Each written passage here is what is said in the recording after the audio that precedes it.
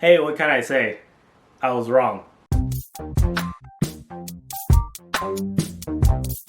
So if you guys remember back around New Year's, I made a video talking about some predictions that I had for 2022. And let's just say that some of them were less than accurate. So first thing, and perhaps the thing that you guys would be most interested in on this channel where we talk about finance, is that I said at the time I believed that there would not be a recession in 2022. Unfortunately, I think it's quite clear now that that was wrong, and I have to kind of walk back that comment. So not only do I now believe that there is going to be a recession in 2022, we're most likely already in one. Now, in my defense, there were some things that I could not have predicted. I honestly didn't think that Russia was going to invade Ukraine, and even after it happened, I thought it was going to be a quick conflict. So it appears I was wrong on both of those assessments. Further, I didn't think that inflation would be this bad. So in case you guys missed it, inflation hit 8.6% in the US in May. Yeah, this all ties into like everything else, right? So we're already having trouble with like supply chain, and then there were issues, obviously, with the Russia-Ukraine conflict, and then yeah, it drove up oil prices, and like oil affects everything, right? So yeah, it's just like one thing ties into another, and then before you know it, we're at 8.6% CPI. And you know, with CPI is also the case that CPI could be argued that it's not a very accurate measurement of inflation anyways. So if you actually go to the grocery store, if you go to the gas station, I think you would notice that prices have gone up a lot more than 8.6% compared to the same time last year, right? So yeah, the main issue, even if we were to go by CPI, the main issue is that CPI has been the highest in 40 years. Inflation has not only not peaked, it's still going up. So we were actually hoping that inflation would have peaked back in, I think it was April or March, when we had sort of like a really high rating. It was like 8 point something percent as well. But we thought that that was going to be the peak, right? But no, apparently back in May, it was even higher. So yeah, this inflation report is obviously prompting the Fed to take more aggressive action by raising rates more aggressively. So by the time you watch this video, the Fed decision for June would have most likely been out already. So the conference, the press conference where Jay Powell makes this announcement is on Wednesday, June 15th at 2 p.m. Eastern. So rumor has it that it's most likely going to be a 75 basis point hike, sorry, as opposed to the 50 point hike that was previously planned before the CPI data came out. I think the CPI data was a big shocker, and it kind of threw everybody off guard. And I think that the Fed might be forced to make a pivot to the wrong side. And by pivot, I mean they're pivoting more aggressively, not pivoting to the dovish side, right? So unfortunately, they're going to be more aggressive, I think. So there's still a chance that they could still stick to 50, but I really don't think so, because I really do think that they will do 75 basis points this time. If they do 50, they're going to lose respect and lose credibility, because people are already criticizing the Fed for being behind the curve. Behind the curve meaning that they're reacting too slowly to inflation. So yeah, they do 50 again, given the record high inflation. I think that people are going to criticize them more, and people are going to they're going to lose a lot of respect. So I do think that they will do 75, and at this point, I think that they're going to do 75 basis points again in July, which is also what the market is pricing in, which is why the market's been crashing ever since that CPI report came out. So as for the recession, we're already seeing layoffs, which have been most heavily affecting the crypto space. right now, I think, with Coinbase announcing that they're laying off 18% of their workforce. And this is in addition to rescinding previously given offers. And that sucks a lot, right? So some people already got really screwed over because they accepted a Coinbase offer and they quit their old job, and then they got their offer rescinded, and then now they can't go back to their old job because they already quit.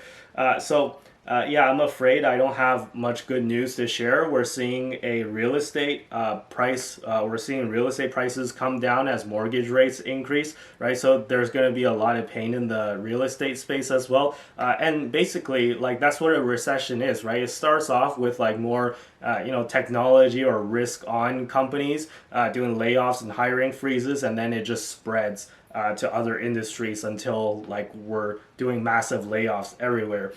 So yeah, unfortunately, that's going to be the case going forward for the next, I don't know, 6 to 18 months. I think is going to be quite painful in the economy. So on the bright side, maybe the collapsing real estate market will make it such that houses will become slightly more affordable. And that's if you have cash sitting on the side still, which if you do, props to you at this point. Yeah, I think that you're going to be able to see some deals come onto the market in terms of real estate in the next, 6 months, a year, 18 months ish. But the bad news is, though, it's kind of a catch-22, because the bad news is because mortgage rates are increasing, you're going to be paying more interest, so your monthly payment will go up, and also you're going to be able to qualify for a lower mortgage because banks are less willing to lend you money in the first place given the same income. So that's the case with rising interest rates, right? Because credit dries up. And recession in general causes credit to dry up. I think overall, as I said, it's going to be a tough time going forward for the U.S. economy, and it's going to be the same thing for Canada, right? So I'm in Canada, and basically Canada and the U.S. are on the same boat, so it's not going to be any different here in Canada. Anyways, if you're wondering about my plan, listen, I know it's a tough time right now, but my plan is to continue to average down. And I know this sounds like a crazy idea right now because whatever I buy, it just goes down, right? So I look like the world's biggest idiot because every single thing that I bought in 2022 so far, every single thing, without exception, I'm down on it, right? So that's just the name of the game these days, right? Like that's what it means to hit a 52-week low. Is that like anything I bought for the past 6 months it has been down. So if you're wondering, if that is the case, then what's the point of just buying every single dip, right? Or I haven't been buying every single dip, but like, what's the point of buying the dip and continuing to average down if you just get wrecked on every single buy? Well, the tough part is you don't know where the bottom is, right? And let me tell you, if you just hold on to a large cash position, the more it drops, the more fearful you get, and it's just the psychology will kind of get to you, right? And the less likely you're going to actually put your foot down one day and decide to actually deploy that cash. And then when it inevitably bounces back, when the market bounces back, you might miss being able to buy stocks at a cheap price, right? As to what am I buying specifically, I've been talking about things that I'm buying on this channel for a while, but just to reiterate, in case you didn't see any of my previous videos, I'm buying Tesla, I'm buying Bitcoin, and those are my main two. And I'm also buying a little bit of Shopify. I will be buying some, Amazon and Google and stuff like that if it drops just like a little bit lower. Mainly just big tech and Bitcoin. And even with Ethereum, like with other cryptos and smaller cryptos, I'm starting to like not buy any of those anymore, at least for the moment.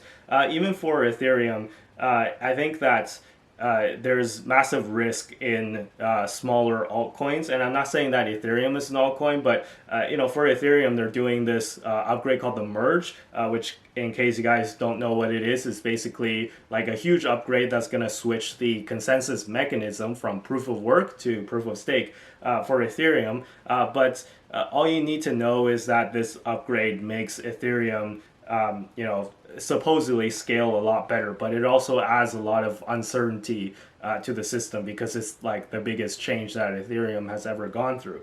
Right, so yeah, I think that I don't need to like necessarily add on a ton of risk right now, and for smaller altcoins, I don't even have to mention them. Like a lot of altcoins will go to zero, right? So the fact that Bitcoin already hit 20K means that altcoins are bleeding even more, and I'm afraid to say that 98% of altcoins long term will not survive, right? So if you're heavily buying into altcoins right now, there's a very good likelihood that your money just goes to zero, right? So that's why I'm not buying altcoins, and even Ethereum I'm pausing. But yeah, Bitcoin is the one I like fully trust, and I also fully trust Tesla, right? And then Shopify to a lesser extent, but I also really like that company. And some big techs like Google and Amazon, they're not going to go anywhere,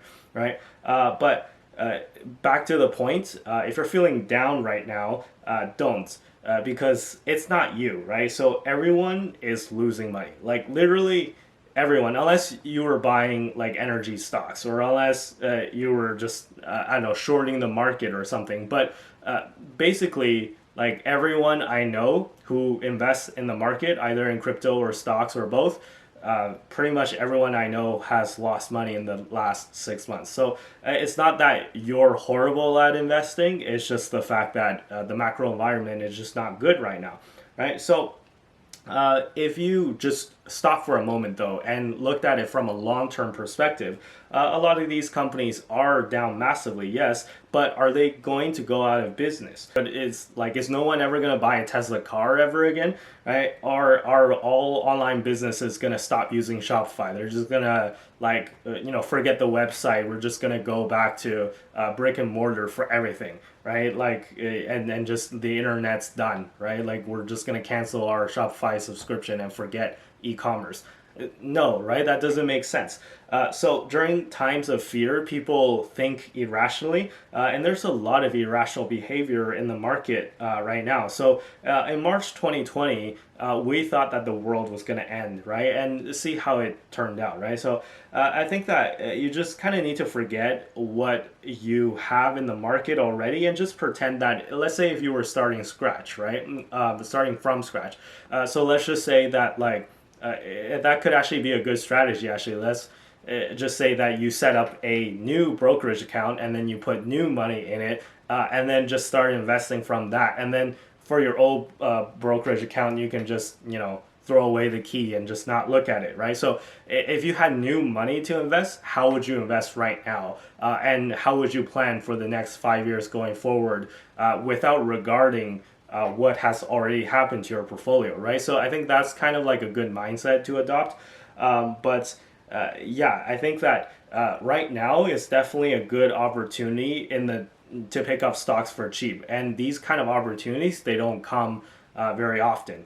So I hesitate to say that this is like a once in a lifetime opportunity or anything like that. I don't want to like over exaggerate it too much, but this is definitely like one of the best opportunities I think in like a 5 to 10 year span, right? So if you think of March 2020, that only lasted like a few months, so it would have been really easy to miss the bottom on that one, but then this bear market has dragged on for a much longer time, so you have a much longer time to accumulate. So just think of it as like a time to accumulate stocks for cheap.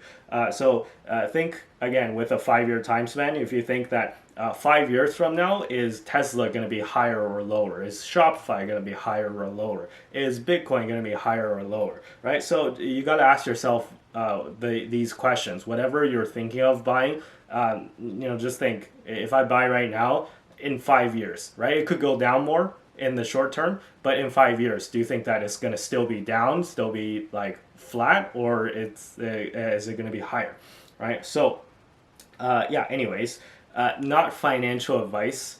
That's just my personal opinion. So anyways, I'll leave the video here. And if you enjoyed the video, please consider subscribing as well. And please be sure to follow me on Twitter and Instagram. My links are down below in the description as always. And with that being said, I'll see you guys in the next video. Bye-bye.